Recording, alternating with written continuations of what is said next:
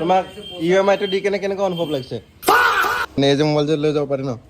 এই যে পুৰা মোবাইল আমাক বাইদেউ গিফ্ট দি দিছে ভাইটি বুলি। আৰু মানৱ দা কিবা ক'ব নেকি আপুনি? লৈ যোৱা বিন্দাছ টাকা তুমি। বল।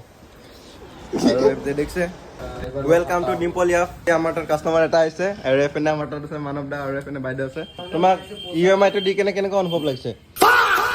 আৰু আপোনালোকে যদি কেতিয়াবা মোবাইল চাব লগা হয় আমাৰ বাইদেউৰ দোকানত আহিব পাৰে। এফএনে আছে ডিম্পল ইয়াফ হয় আৰু এফএনে মানৱ দাই খুব ধুনীয়াকে ঝাৰু মাৰিব পাৰে, পচা মাৰিব পাৰে। বহাগৰ 1 তাৰিখে আমাৰ তাত অফাৰ চলিব। Redmi বাডছ এটা অফাৰ দিয়া হ'ব। এজন লাকি কাষ্টমাৰ বাবুটো আহিব আৰু মোবাইল লৈ ডাইৰেক্ট এজনে পাব আৰু এতিয়া মোৰ চেনেলত এৰিবৰ কাৰণে মোকতো কিবা লাগিব। অফাৰটো দি দিলে আপুনি। আৰু এইপিনে চেম চিমৰ পৰা গেং আছে, লাগে যদি কোনোবা আহিব পাৰে। আৰু এইপিনে ডেমো চেমো আছে, কাৰোবাক যদি লেভেল মাৰিব লাগে ইয়াত আহিব পাৰে। ডেমো যে এনেকৈ ফ্ৰীত লৈ যাব পাৰে, একো প্ৰব্লেম নাই।